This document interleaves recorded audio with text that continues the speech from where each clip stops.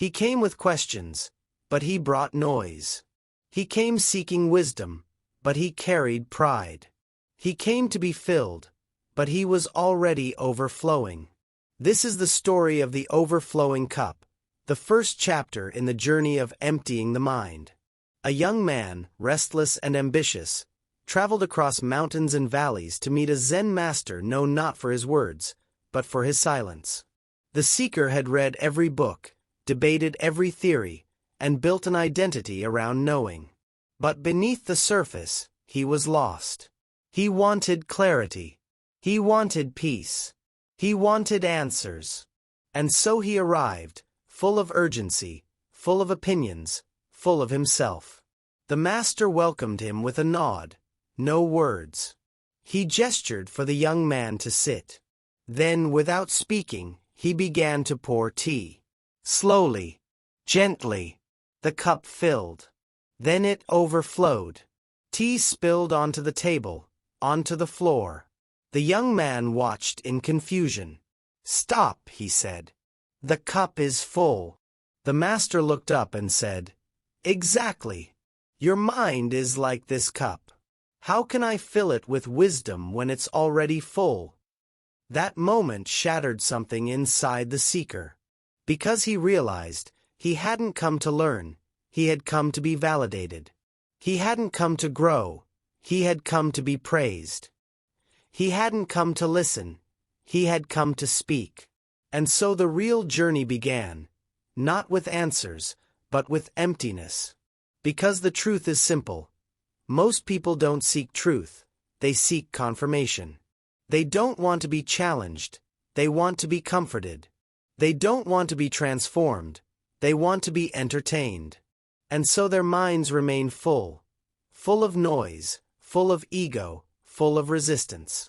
But wisdom cannot enter a crowded room. Peace cannot bloom in polluted soil. Growth cannot happen in a mind that refuses to let go. The seeker began to journal. What am I holding on to that no longer serves me? What beliefs have become barriers? What stories have become prisons?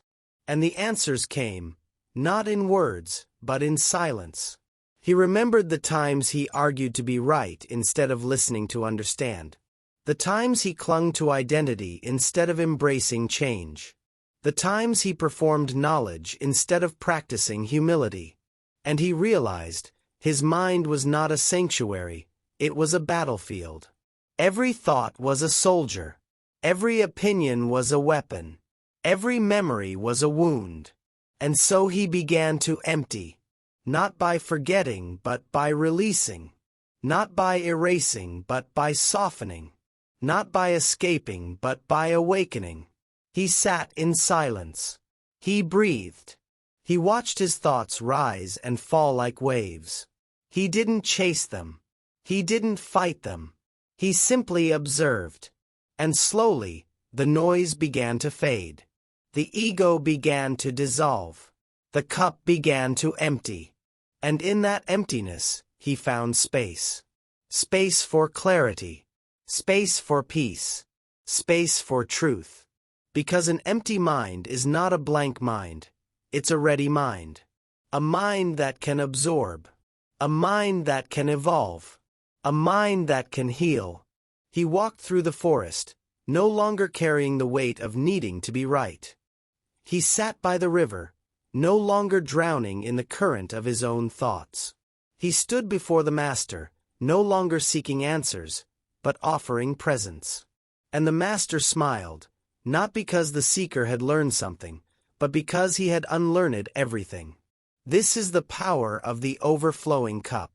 It teaches us that wisdom begins where ego ends. That peace begins where pride dissolves. That growth begins where resistance surrenders. You must empty your mind, not to become less, but to become limitless. Not to lose yourself, but to find your soul. Not to forget, but to remember who you are beneath the noise. So ask yourself, what fills your cup today? Is it fear? Is it judgment? Is it the need to be seen, heard, praised? And are you willing to pour it out? Are you willing to sit in silence? Are you willing to let go of the stories that no longer serve you? Because the journey doesn't begin with answers, it begins with emptiness. And in that emptiness, you will find everything. He thought he was tired from the journey, but he was tired from what he carried. This is the second chapter, the weight of thought.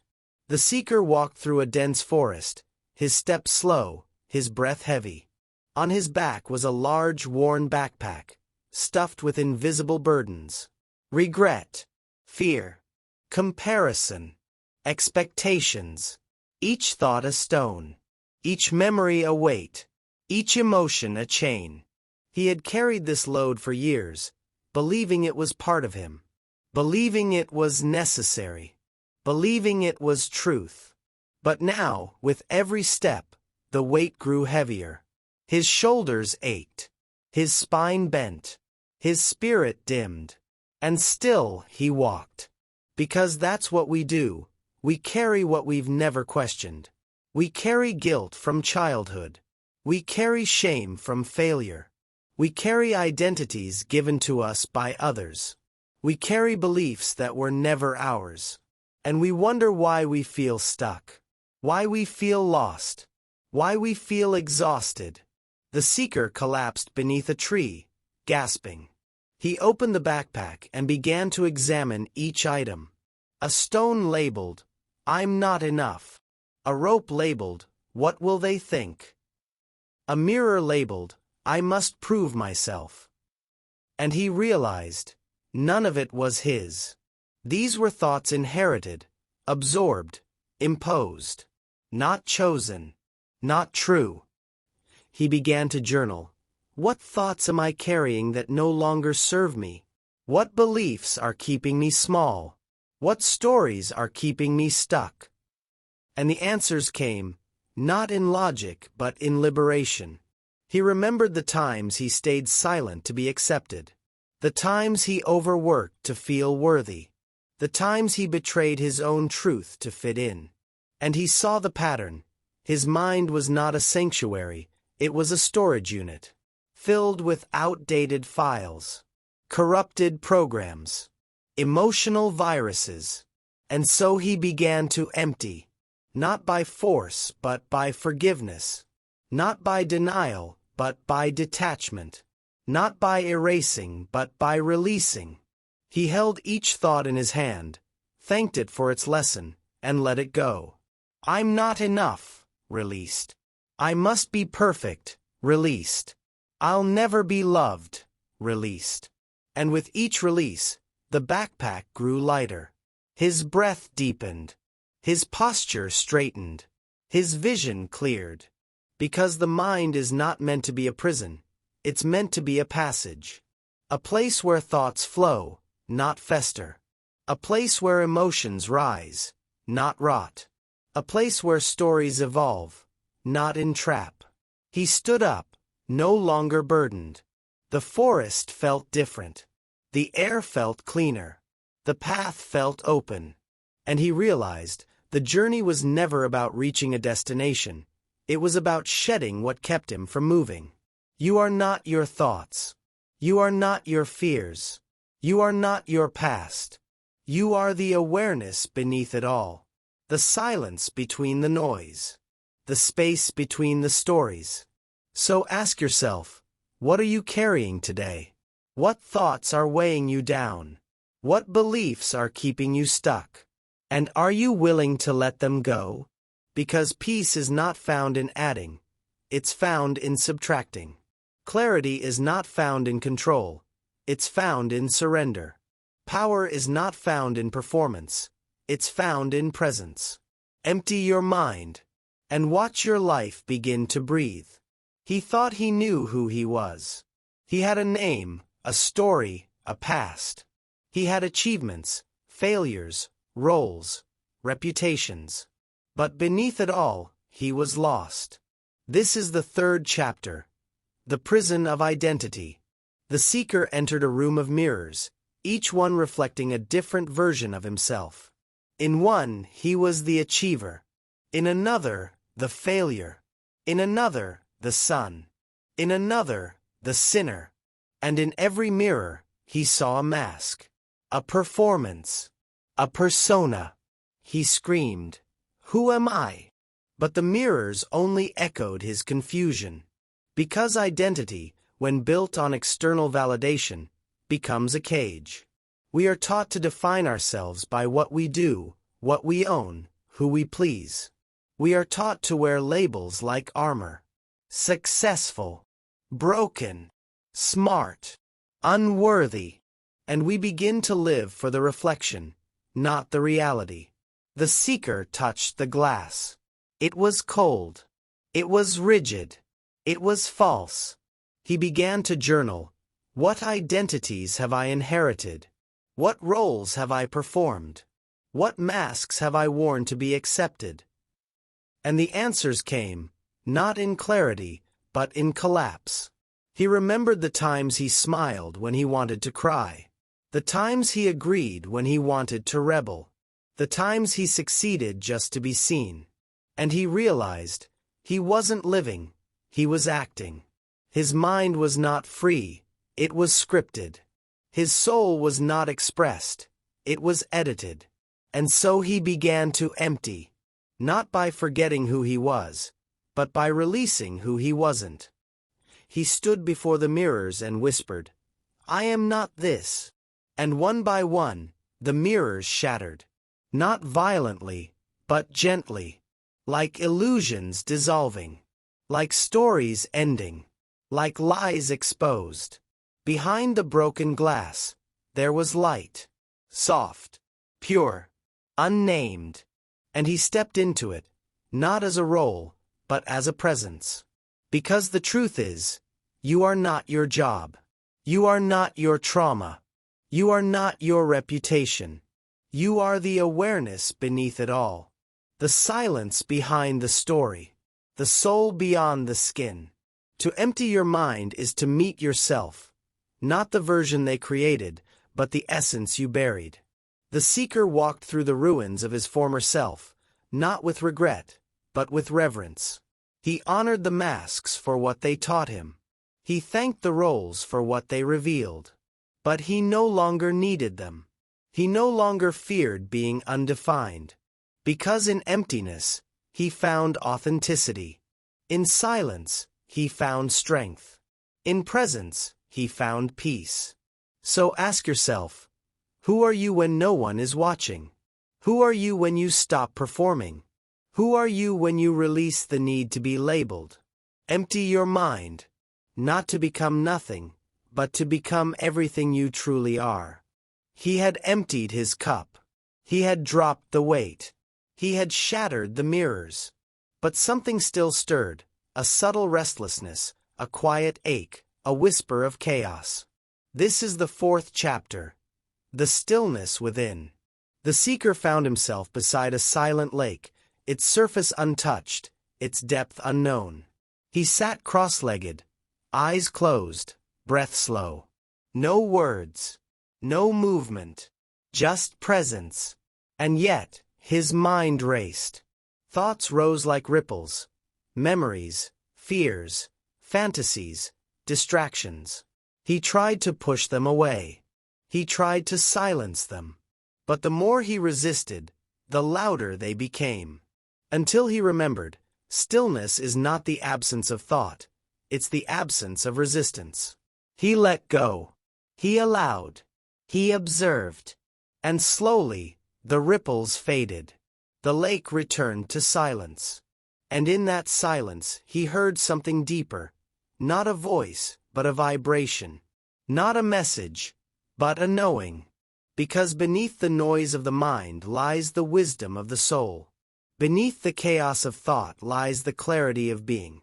We live in a world addicted to motion. We scroll. We chase. We perform. We fill every moment with stimulation, afraid of the void. But the void is not empty. It's sacred. The silence is not dead. It's divine. The seeker began to journal. What am I afraid to hear in silence? What truths emerge when I stop running? What parts of me awaken when I stop performing? And the answers came, not in language, but in feeling. He remembered the times he filled his schedule to avoid his sadness. The times he used noise to drown his intuition. The times he feared stillness because it revealed his truth. And he realized, his mind was not a tool, it was a temple. A place not just for thinking, but for listening. A place not just for solving, but for surrendering. A place not just for doing, but for being. He sat by the lake for hours, watching the sun rise and fall, watching the light shift and soften. And with each breath, he became more present, more aware, more alive. Because stillness is not passive, it's powerful. It's where healing begins. It's where clarity emerges. It's where transformation takes root. He stood up, not with urgency, but with grace. He walked, not with haste, but with harmony. He spoke, not with noise, but with necessity. And he realized, the most profound truths are not shouted, they are whispered. The most powerful shifts are not dramatic, they are subtle. The most authentic self is not performed, it is felt. So ask yourself, when was the last time you sat in silence? When was the last time you listened to your breath? When was the last time you allowed yourself to simply be? Empty your mind, not to escape the world, but to meet it with presence. Not to avoid life, but to embrace it with clarity. Not to silence yourself, but to hear your soul. Because in stillness, you don't lose yourself. You find your center. He returned not with answers, but with awareness. Not with pride, but with peace. Not with noise, but with silence. This is the final chapter. The awakening. The seeker stood before the Zen master once more, but this time he did not speak. He did not ask. He did not perform. He simply bowed. And the master smiled, not because the seeker had learned something new, but because he had become something true. The journey had not filled him, it had emptied him. And in that emptiness, he found everything. He walked through the village, through the forest, through the world, not as a seeker, but as a presence. He no longer needed to be seen. He no longer needed to be understood. He no longer needed to be validated. Because he had met himself, not the version shaped by others, but the essence that had always been waiting beneath the noise. He remembered the overflowing cup, the weight of thought, the shattered mirrors, the still lake. Each chapter had stripped away a layer. Each moment had peeled back a mask. Each silence had revealed a truth. And now he stood in the light, not as a role, but as a soul. The awakening was not dramatic. It was gentle. Not loud. It was quiet. Not external. It was internal. He no longer chased purpose. He embodied it. He no longer sought love. He radiated it. He no longer feared death. He understood it. Because when the mind is empty, the soul speaks. When the mind is empty, the heart listens. When the mind is empty, life begins. He sat beneath a tree, watching the wind move through the leaves. He saw the dance of impermanence, the beauty of change, the grace of surrender. And he whispered, I am here, not as a name, not as a story, not as a brand, but as awareness, as breath, as being. The awakening was not a destination. It was a return to simplicity, a return to silence, a return to self. He began to journal. What does it mean to live awake? To walk without fear, to love without condition, to speak without ego. And the answers came, not in words but in presence. He remembered the times he chased success to feel worthy, the times he clung to relationships to feel whole, the times he performed wisdom to feel powerful. And he smiled, not with shame, but with compassion. Because awakening is not perfection. It's permission. Permission to be flawed. Permission to be free.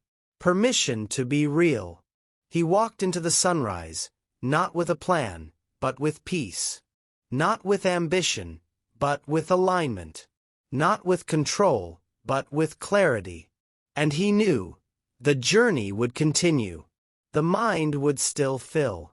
The ego would still rise. The noise would still return. But now he had the tools, the awareness, the stillness, the truth. So ask yourself, what does awakening mean to you? What are you ready to release? What are you ready to remember? Empty your mind, not to escape life, but to embrace it. Not to forget who you were, but to become who you are. Not to silence your thoughts, but to hear your soul. Because in the end, the greatest wisdom is not found in books, gurus, or systems. It's found in silence, in breath, in being. And when you awaken, you don't become someone new. You return to someone ancient, someone eternal, someone true.